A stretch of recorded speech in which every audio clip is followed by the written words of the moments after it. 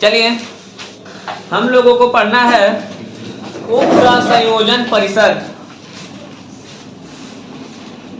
उप संयोजन परिसर या समन्वय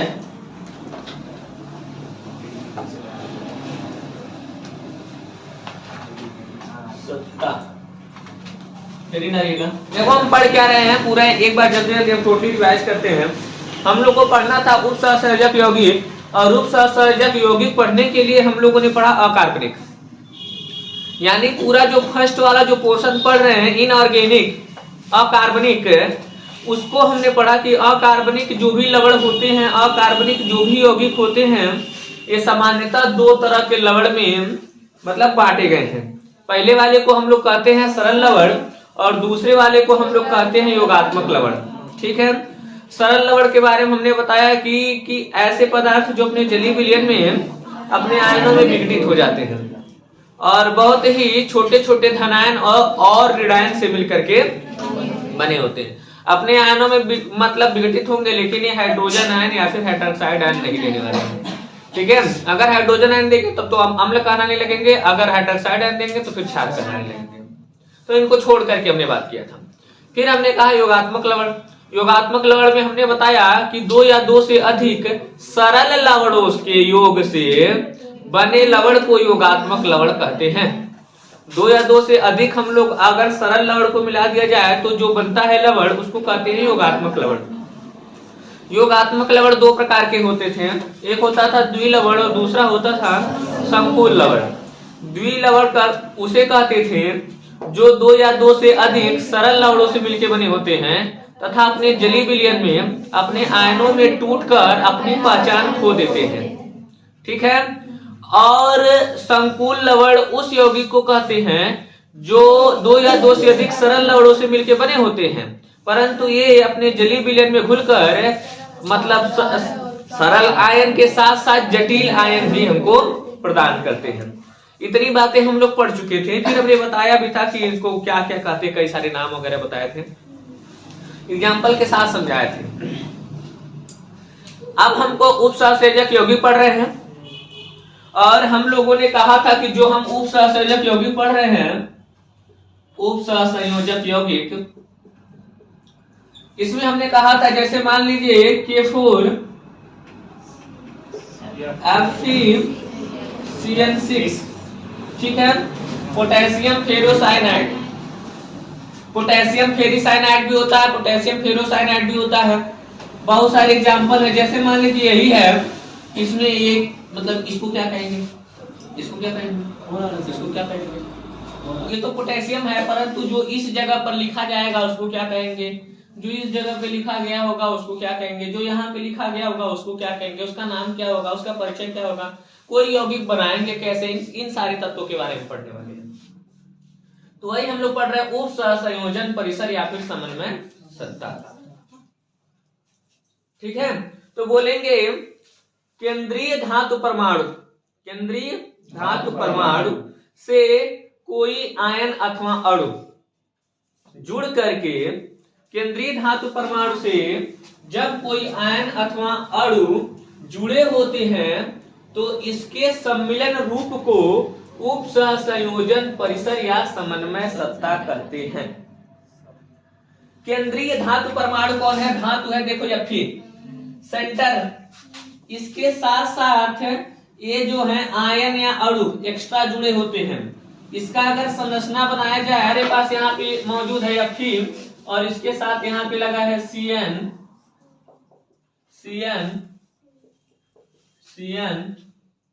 एक दिन वीडियो बना था उसमें बहुत ज्यादा पोर्शन कट गया है।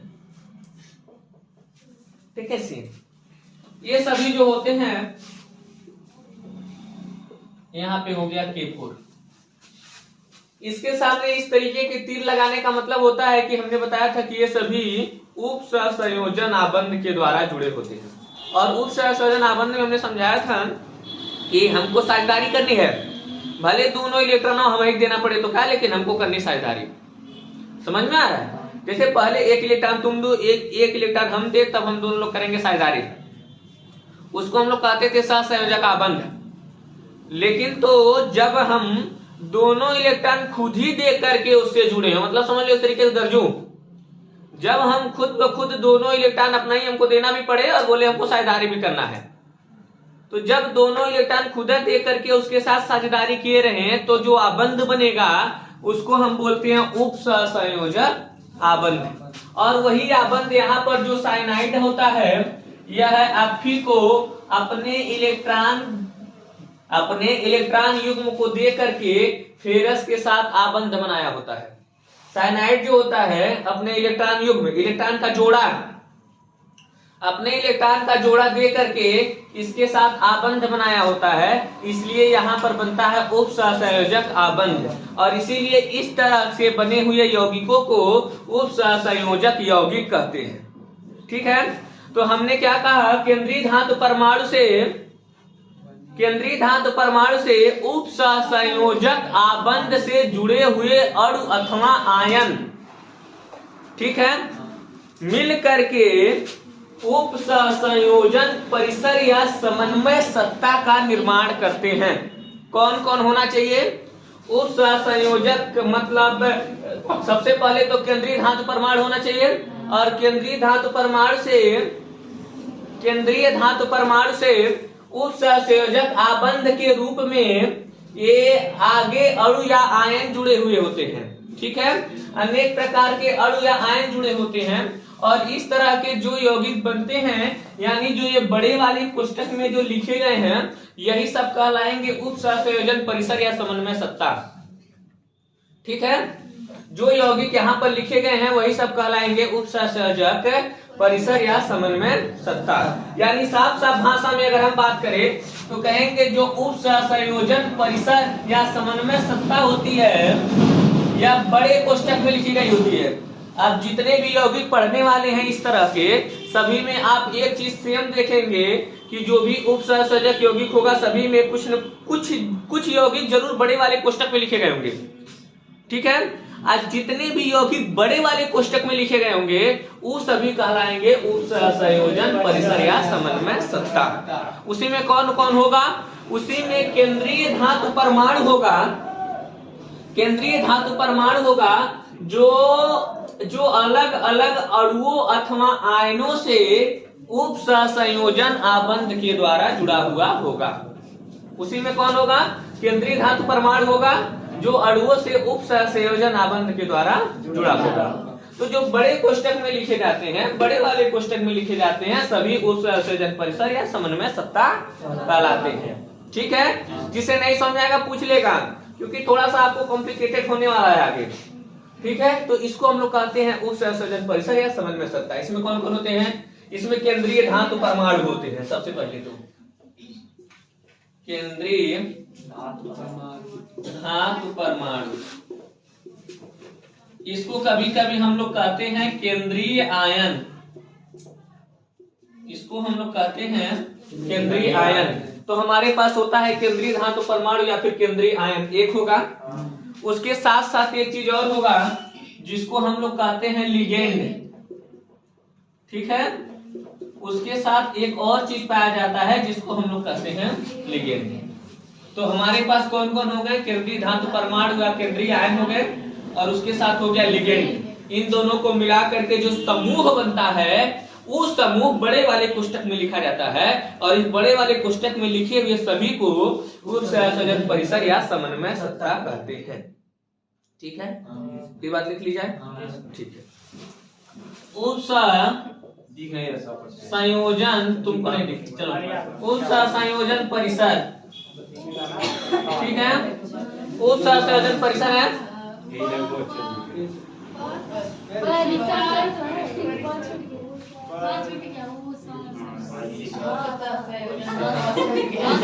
चलिए सर।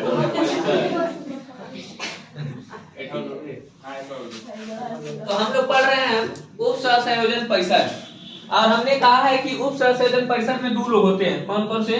एक तो होता है केंद्रीय धातु परमाणु, होता है ना, केंद्रीय धातु परमाणु। और दूसरा क्या होता है? लिगेंड। यानी अब हमारा काम हो गया कि इन दोनों को पढ़ना, यानी केंद्रीय धातु परमाणु को पढ़ना और लिगेंड को पढ़ना। तो इसलिए हम लोग पहला वाला रेडी करेंगे। केंद्रीय धातु परमाणु क्या होता है? तो कहेंगे सर कि उप सहसंयोजन परिसर में एक ऐसा परमाणु या आयन, ठीक है, उप सहसंयोजन परिसर में एक ऐसा परमाणु या आयन जो अन्य परमाणुओं या आयनों से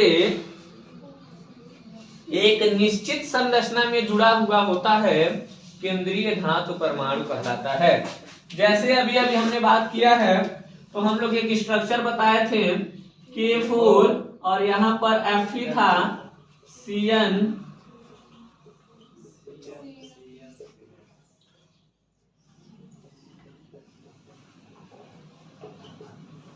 ठीक है। तो ये सब क्या है? इसमें क्या है? ये पूरा हमारा उप सहसंयोजन परिसर है। उप सहसंयोजन परिसर में एक ऐसा परमाणु आपको नजर आ रहा होगा जो अन्य परमाणु या आयनों से एक निश्चित संरचना में जुड़ा हुआ है। नजर आ रहा है? या ठीक है। ये हमारा उप सहसंयोजन परिसर है और इसी उप सहसंयोजन परिसर में एक ऐसा परमाणु है जो अन्य परमाणु या आयनों से एक निश्चित संरचना में जुड़ा हुआ है और इसको हम लोग कहते हैं केंद्रीय धातु परमाणु। इसका एक और नाम होता है केंद्रीय आयन, क्योंकि परमाणु भी हो सकता है, आयन भी हो सकता है, इसलिए इसको हम एक बड़ा सुंदर सा नाम ले लेते हैं, उसको हम लोग कहते हैं स्पीसीज। तो स्पीसीज बोलते हैं, स्पीसीज में अणु, परमाणु, आयन कुछ भी हो सकता है, ठीक है। तो एक ऐसा स्पीसीज होता है जो अन्य स्पीसीज के साथ, यानी अन्य मतलब अणु, परमाणु या आयन के साथ एक निश्चित संरचना में जुड़ा हुआ होता है। और इस तरह के जो भी मतलब जो भी परमाणु, आयन या अणु होते हैं, स्पीसीज होती है, उसको हम लोग कहते हैं केंद्रीय धातु परमाणु। एक बात और, कुछ बातें और इंटरेस्टिंग बातें समझ लेते हैं। हम लोग पढ़े थे कि अम्ल क्या होता है, क्षार क्या होता है। पहले हम लोगों ने पढ़ा कि जो पदार्थ जलीय विलयन में हाइड्रोजन आयन देते हैं अम्ल कहलाते हैं। नहीं, इसके पहले भी एक अम्ल की परिभाषा पढ़े थे। जैसे हम लोग कहते थे ऐसे पदार्थ जो स्वाद में खट्टे होते हैं, संक्षारक का काम करते हैं, अम्ल कहलाते हैं। अब अगर हमको अम्ल जानना हुआ कि कौन अम्ल है, तो पहले तो आपको टेस्ट करना पड़ेगा।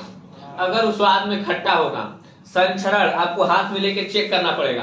अगर आपको हाथ को छेद के नीचे चल जाता है तब आपको आप पाते थे कि अम्ल है। फिर आए आर्हेनियस। आर्हेनियस ने कहा कि अरे ये सब छोड़ो यार, सब बकदूर है, नॉर्मल चेक करने का। ऐसे पदार्थ जो अपने जलीय विलयन में हाइड्रोजन आयन देते हैं अम्ल कहलाएंगे। और ऐसे पदार्थ जो जलीय विलयन में, उन्होंने कहा कि ऐसे पदार्थ जो जलीय विलयन में हाइड्रोजन आयन देते हैं अम्ल कहलाते हैं, और जो हाइड्रोक्साइड आयन देते हैं वो क्षार कहलाते हैं। फिर चेंज हुआ परिभाषा, और परिभाषा चेंज होकर ये हो गई कि ऐसे पदार्थ जो जलीय विलयन में हाइड्रोनियम आयन देते हैं, ठीक है, अम्ल कहलाते हैं, और जो हाइड्रोक्साइड आयन देते हैं वो क्षार कहलाते हैं। हाइड्रोनियम आयन जानते हैं? देखो हम बताए भी होंगे इसके पहले, H2O जो होता है ना, H2O द्रव मतलब पानी होता है, इस पर कोई भी आवेश नहीं होता है। कोई भी आवेश इसलिए नहीं होता है क्योंकि देखो ऑक्सीजन पर 2 माइनस होता है, और हाइड्रोजन 1+ वाला होता है, और इधर 1+ वाला होता है। अब 2+ वाले 2 माइनस के साथ रिएक्ट करते हैं, और ये रिएक्ट करके H2O का निर्माण कर लेते हैं। उल्टा हाथ लिख रहे हैं, सुंदर लग रहा है, ठीक है। तो ये दोनों मिल करके H2O का निर्माण कर लेते हैं। क्या होगा अगर एक हाइड्रोजन आयन और अधिक हो जाए? अगर एक हाइड्रोजन आयन और अधिक हो जाता है तो प्लस वाला ज्यादा हो गया ना, प्लस वाला 1 ठो ज्यादा हो गया, 2 ठो प्लस तो 2 ठो माइनस को मैनेज करेंगे, लेकिन 1 ठो प्लस वाला ज्यादा हो गया, तो 3 ठो हाइड्रोजन जब रहेंगे तो 1 ठो प्लस वाला ऑब्वियस सी बात है ज्यादा होगा ना। तो 1 ठो हाइड्रोजन आयन ज्यादा हो गया, जिसकी वजह से H3O+ बना लिया, और इसका नाम हो गया हाइड्रोनियम आयन, ठीक है।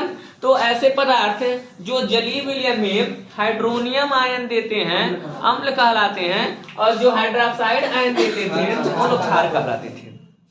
ठीक है, लेकिन फिर एक परिभाषा चेंज हो गई और फिर आए अब लुईस। हाँ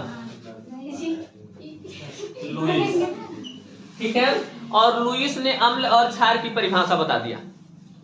लुईस ने कहा कि ऐसे पदार्थ जो इलेक्ट्रॉन युग्म को ग्रहण करेंगे, ठीक लिखते हैं, इलेक्ट्रॉन युग्म,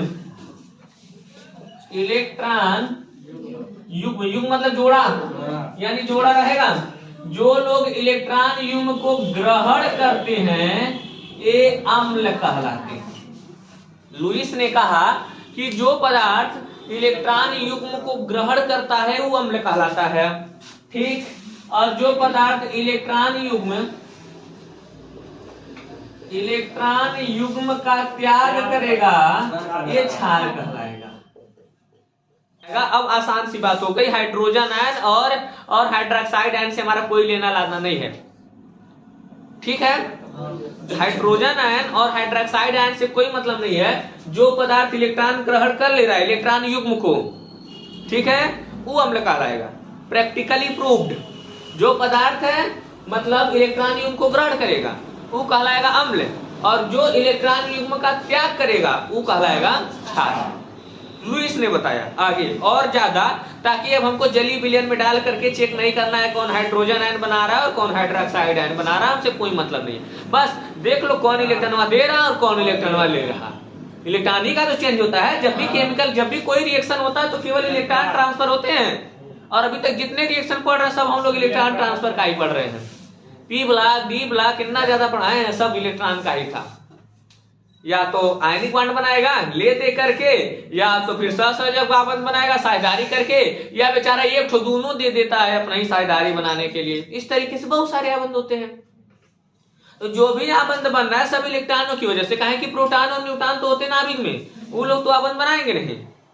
समझ में आ रहा है? तो जो भी आबंध बनता है, जो भी केमिस्ट्री के हम लोग रिएक्शंस को पढ़ते हैं, सब के सब सिर्फ और सिर्फ मतलब इलेक्ट्रॉनों के आदान प्रदान की वजह से सारा केमिस्ट्री बना हुआ है, ठीक है। तो उसी में से इन्होंने बता दिया कि जो पदार्थ इलेक्ट्रॉन युग्म ग्रहण कर रहा होगा वो अम्ल कहला जाएगा, और जो मतलब अम्लों में इलेक्ट्रॉन युग्म को ग्रहण करने की क्षमता होती है। अम्लों में इलेक्ट्रॉन युग्म को ग्रहण करने की क्षमता होती है और क्षारों में इलेक्ट्रॉन युग्म को त्याग करने की क्षमता होती है। यानी दूसरी भाषा में कहा जाए तो जो ग्रहण करेगा वो अम्ल कहला गया, जो त्याग करेगा वो क्षार कहला गया। अब जिसमें क्षमता रहेगा वही करेगा, ठीक है। आइए अब हम अपने आगे चलते हैं। जो हम लोग केंद्रीय धातु प्रमाण पढ़े, हमने क्या पढ़ा है? बोले सर उप सहसंयोजन परिसर में एक स्पीसीज में कौन हो सकता है? अणु परमाणु आयन कुछ भी, ठीक है। तो मतलब बोला उप सहसंयोजन परिसर में एक स्पीसीज या अणु परमाणु आयन जो अन्य अणु परमाणु या आयनों से जुड़ एक निश्चित संरचना में जुड़ते हैं, वही केंद्रीय धातु परमाणु या केंद्रीय आयन कहलाता है, ठीक है। अच्छा, थोड़े से हम केंद्रीय धातु परमाणु के बारे में हम पढ़ेंगे। अच्छी बात। अभी बात बताइए, जब लुईस ने बता रखा था कि जो इलेक्ट्रॉन युग्म को ग्रहण करेगा अम्ल कहलाएगा और जो इलेक्ट्रॉन युग्म का त्याग करेगा वो क्षार कहलाएगा, तो उसी के बेस पे हम लोग कहते हैं ये लुईस क्षार है और ये लुईस अम्ल है। लुईस क्षार और लुईस अम्ल, थोड़ा सा भी अगर केमिस्ट्री पढ़ेंगे तो लुईस क्षार और लुईस अम्ल के बारे में जरूर सुने होंगे। लुईस क्षार और लुईस अम्ल हम इसीलिए कहते हैं क्योंकि ये बतिया लुईस के आधार पे हो रहा है। हमने जल में डाल के उसका अपघटन नहीं करा के चेक नहीं किया है, बस देख लिया है इलेक्ट्रॉन युग्म ग्रहण कर रहा है, ये लुईस अम्ल हो गया। और अगर इलेक्ट्रॉन युग्म का त्याग कर रहा है तो लुईस क्षार हो गया। पीछे समझ में आ रहा है तुम लोग को? आइए आगे बढ़ते हैं। तो हम इतनी ड्रामेबाजी हमने आपको इसलिए बताया है क्योंकि हमको यहाँ पे कुछ चीज बतानी है। चीज ये बतानी है कि तब तुम बता दो हमको कि जो केंद्रीय धातु परमाणु होता है ये अम्ल होगा कि क्षार होगा? जल्दी बोलो। अम्ल होगा। काहे अम्ल होगा? काहे कि इलेक्ट्रॉनवा को ग्रहण कर रहा है। ऐसे सब लोग दे रहे हैं उसको इलेक्ट्रॉनवा, इलेक्ट्रॉन युग्म दे करके ही तो सहसंयोजक आबंध बना रहे हैं। और जब इलेक्ट्रॉन युग्म दे रहे हैं तो ले रहा है, और केंद्रीय धातु परमाणु ये हो गया, और जो ग्रहण करता हुआ अम्ल कहलाता है, यानी जो केंद्रीय धातु परमाणु होगा वो लुईस अम्ल की तरह से व्यवहार करेगा।